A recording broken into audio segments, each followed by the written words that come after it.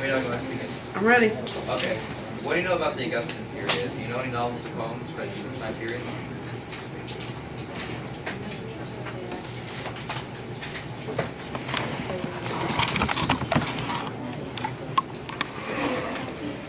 You guys have 5 minutes to complete this lunch. Do we write the question? No, you don't have to. Just go ahead and write the answer. That was so typical white girl. You guys Starbucks in here? You guys know, right? You can't cheat for the Augustan time period. You can cheat for postmodern.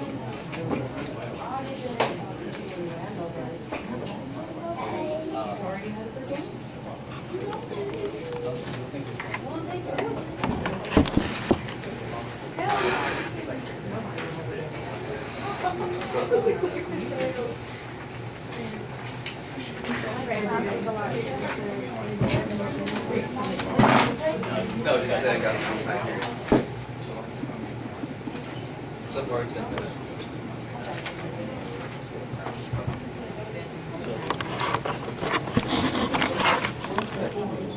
Oh, it's just, I guess.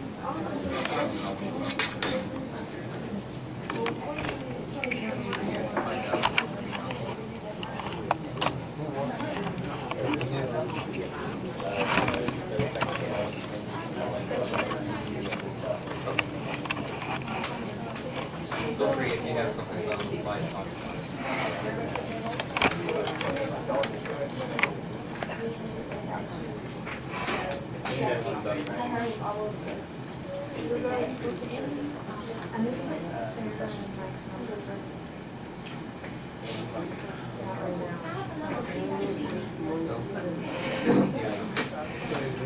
Does anyone want to tell us anything they know about the Augustan time period, or any novels or poem written in this time period? I know nothing. I heard of it. It was during the World War II time. That's what this says. No one else has anything to say? If not, then on the next slide, we're going to present some information about the Augustan time period.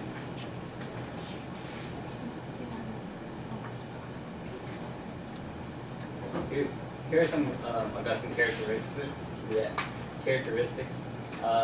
Use of heroic couplet, high rhetorical versus actual action, and use of wit and irony.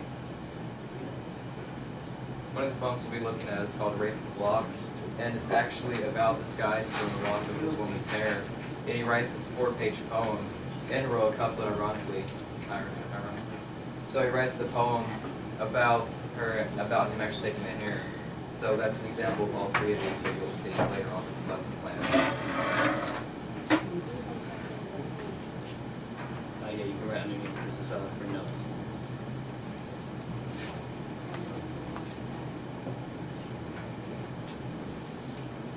You see that? You see that?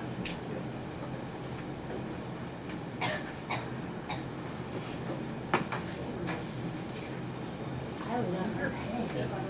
Yeah. Okay. That was not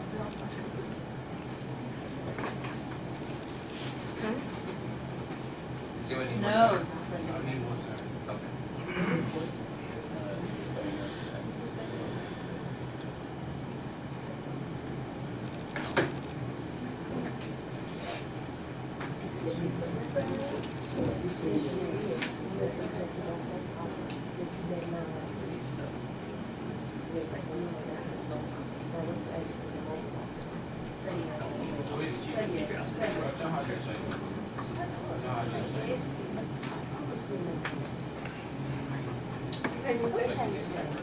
So now, instead of talking about Augustan time period, now we're talking about postmodernism characteristics. You'll notice a lot of similarities between these two, like the usage of wit and irony, and also incorporates more of satire. And there was already satire in Augustan time period, but it's more pronounced. It focuses a lot, well, postmodernism focuses a lot on apocalyptic situations, basically in the world. If you notice that the postmodernism started after the nuclear bombs were dropped, so it's incorporated a lot in the poems and novels at this time period. It also has focuses on sexuality, self-expressions. It also usually has a lack of clear narrative in the poems and literature. And it has lots of evolution through time. It's not just limited to, say, pop culture. It can also go back as far back as, say, classical time period.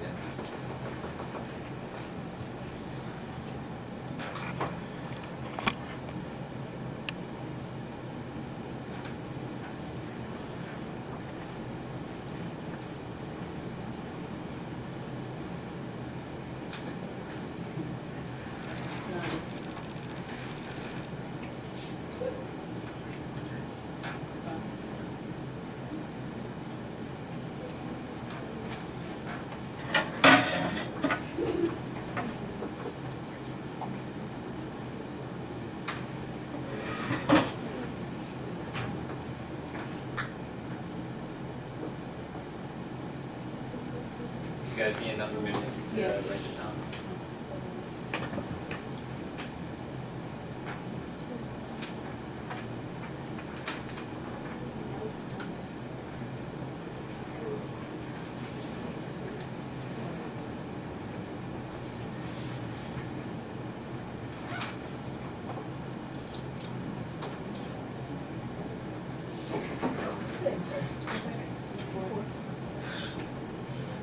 Saturday.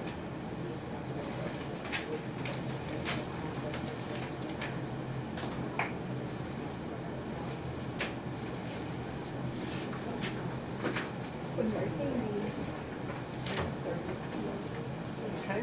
Alright, so you can.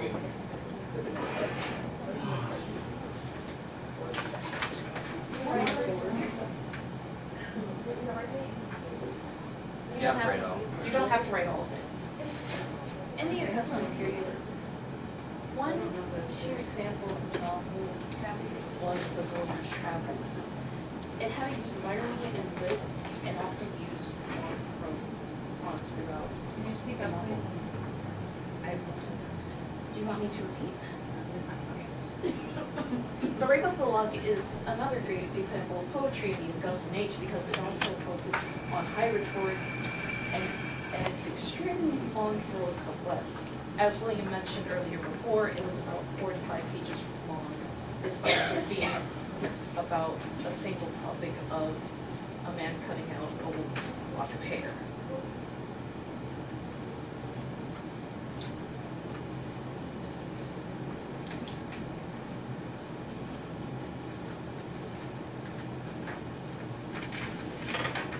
Again, not all of this has to be written down.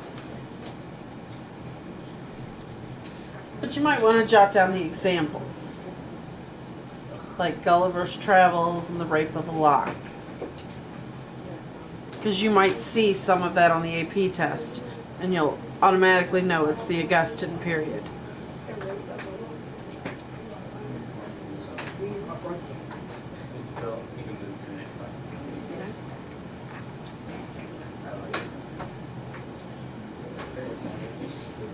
Now we're back to postmodernism, Back to the Future. Lord of the Flies is another great example of a novel for this time period. This is postmodernism because it focuses on exposing the darkness of human nature, which is almost like psychological narration. I forgot what the term was, but postmodernism is an umbrella term that you give to a bunch of other movements, like with, I think, Javier's group has the beat movements. We're going to talk about some of the beat, a particular beat poet later on in this discussion. So a lot of this will correlate with what other groups are doing. But anyway, back to this. It focuses on exposing the darkness of human nature, and it focuses on the apocalypse also. Literally, these kids are trapped on an island, and they basically corrupt themselves. How many of you have read The Lord of the Flies? It's a great story. It's about a bunch of teenage boys stuck on an island. The Lord of the Flies? Yeah. Okay, for this is our Augustan activity. You don't have to actually write this down, but if you want to analyze it, then talk about whether you think it's Augustan or postmodernism, and just determine why it is what it is. I'm getting there. Sorry about the size of the font.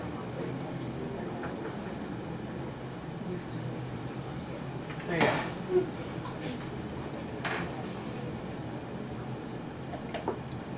You should be reading the poem.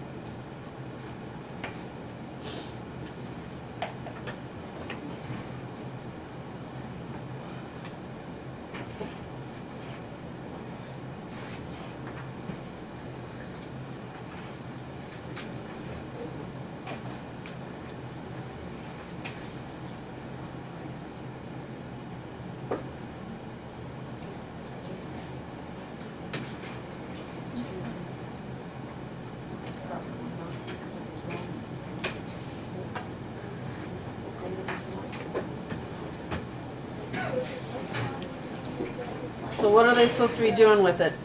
They're analyzing this. Analyzing the poem and either decide if it's postmodernism or Augustine. Augustine or Byron.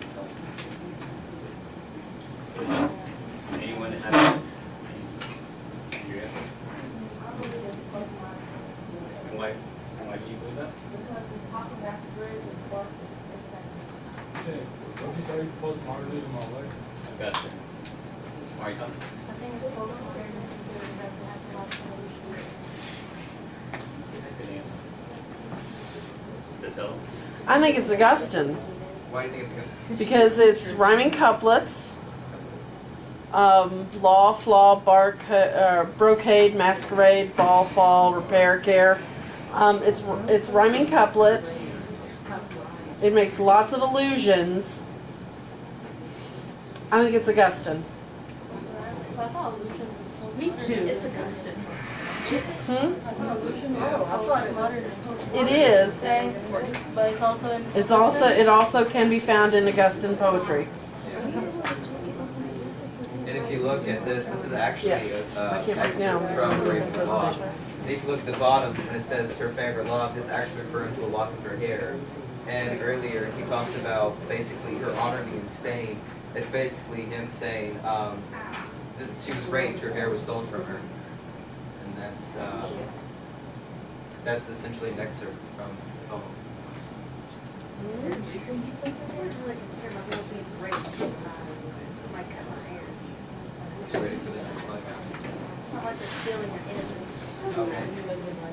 We've also got some two Augustine authors. We've got Jonathan Swift and Jonathan Swift, John Gay, and Dryden.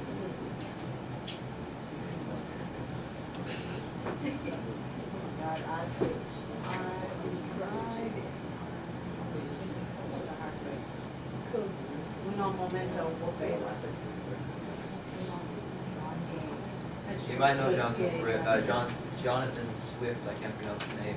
He wrote Gulliver's Travels. And you would probably see these two at the end of tours. So even if you don't know what they wrote, you can at least tie them in with the Augustine time period. And you gave the characteristics so you can match them up with their work.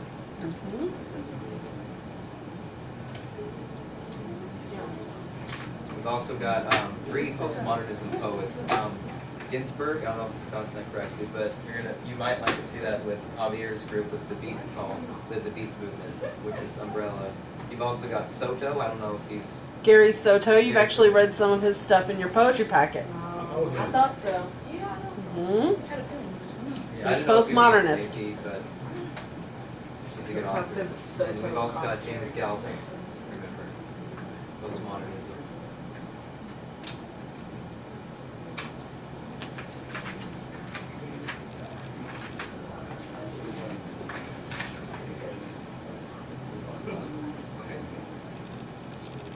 Alright, for this one, it's another poem that we found, and we wish for you to annotate the text and discuss the context and syntax of poem. So write it down on your paper first, What deal? the poem. It's only a couple lines. Write the poem down on your paper, At least we didn't do that. annotate it, and then let's talk about it. Did you teach us something? Yes, the teacher is saying that. Teacher. Write it down. Don't waste time. Write it down.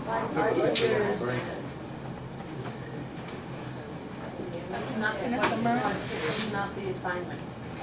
Not someone has to Kylie, you can't summarize. I don't think I should let a student teach you tell you how to take off. Yeah, we should just have that. Why is there quotation? So, the PowerPoint, do you have the other email I sent you? You know what I have two. Yeah. Okay, so I go make these. Handout,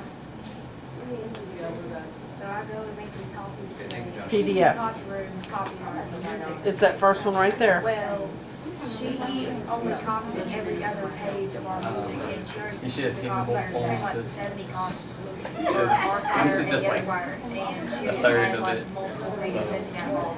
Oh, So she threw away all of it. She's like, she's so like, I know she Oh, cusses so like am I waiting on you? well, she didn't say like the actual cuss word, but she was like, I know Cassidy, please get to writing. really be having a problem. Hope you guys are analyzing. Well, we can't because we have to, I don't know, write the poem. You just want to do it. You're getting a 2 for this. It's well deserved too. No.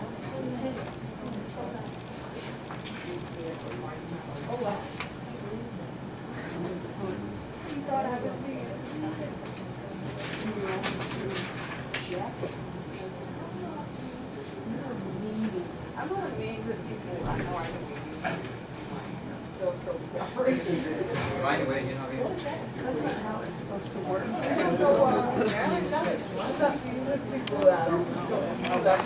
mind you, wait. Yeah, they'll just think that's not. Kylie, head, Just an example. I'm gonna be going to just move your head a little bit. I'm sure I don't know she's that big. I had the big head. I saw it on my little x-ray when I got my braces. It's big. Yeah, well, I mean, we can have a patient talk about. Oh, yeah. that's- I'm moving. You wanna do that? Okay. You know, when you have- Yeah, this is what I was talking about. This was the clean version. Yeah. Make sure I.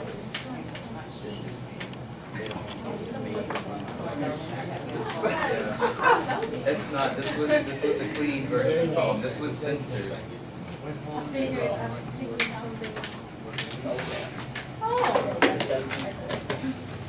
Well.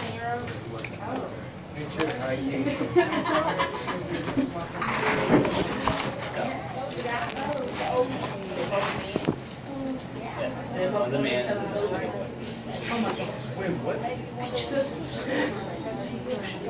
Yeah, I told you this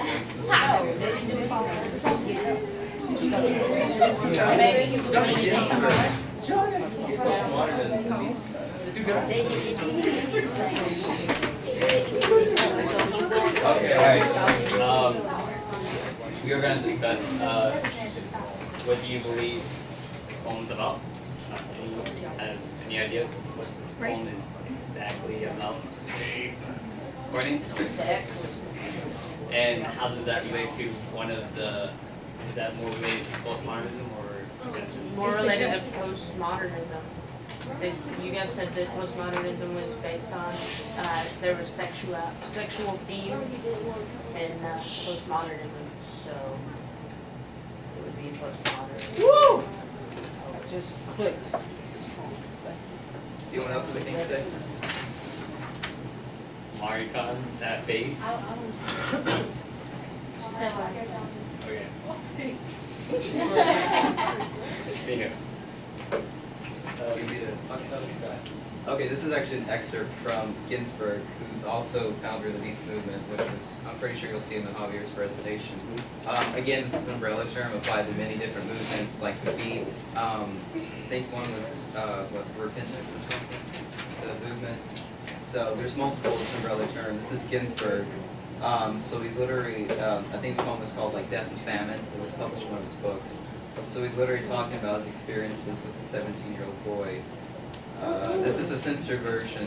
The poem went on and on about this, and this was the cleanest we were able to get this poem to be. And also, if you look at this, the syntax is a lot different too. You can tell it's clearly modern. The sentence structure is kind of all over the place. It's not an organized heroic couplet. It's more of just whenever. It's a personal narrative kind of.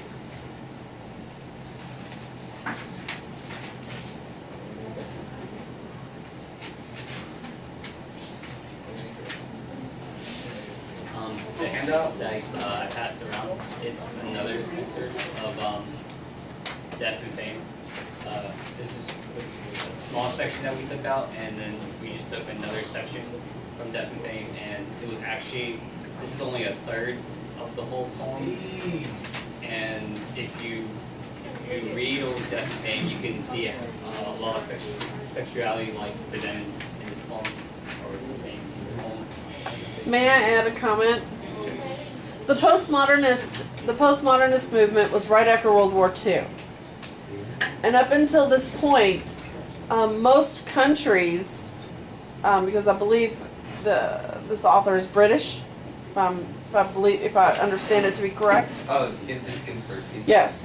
Up until this point, in many, many countries, including the one you live in currently, homosexuals were persecuted, meaning you could do prison time if you were found to be engaging in any kind of homosexual act.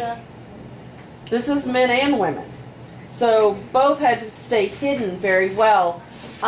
With the World War II, what they found is a freedom. And so it was more openly talked about.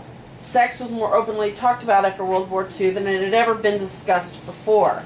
So a poem like John Donne's poem Rape of the Lock, using the word rape, was very provocative. Very provocative. So we come from that time period where using a word like rape was very provocative in literally talking about removing a girl's piece of hair. All the way to a postmodernist poem in which Ginsberg talks about this encounter very openly. We find huge differences in how far we've come. Did you go to jail for this? We could have, yes, up until the postmodern period. And some states do still have a law that if you are openly homosexual, you can be imprisoned. No, but you raped this little kid. No, that's not what it says. I don't want to know what this is. That's not what it says. I'm reading it, but I don't want to annotate it. I don't touch students. I don't think this need to be annotated like Oh, really. That was You gonna tell us to self-explanatory. write? And it was like, please like to show sexuality in a poem. You gotta tell us what you write before you write it. Sure, I came first. All right. Any follow-up comments? But you love me. Dirty old man. No one said a clean old man. Next slide. Well, at least he showered. But what does that mean? Does it mean he showered or does it mean something else? I think it means something else. You don't have It could be He's good at hiding. when you say a clean old man, we could be talking literally, we could be talking figuratively, we could be talking metaphorically. You have to dissect the words and figure out what it means. Either it means religious, it takes a bath, Could mean or that he's a very Could mean a number of different things. And guys, listen up. Like Heidegger. When you start to discuss poetry and meaning, you have to see beyond the surface. This is what's going to stop you from passing the AP test. This is what stops some of you from really doing well on poetry responses. You only look at what the words say. You have to figure out what they mean. So you have to understand the context in which they were written, not the context in which they're being read. Okay?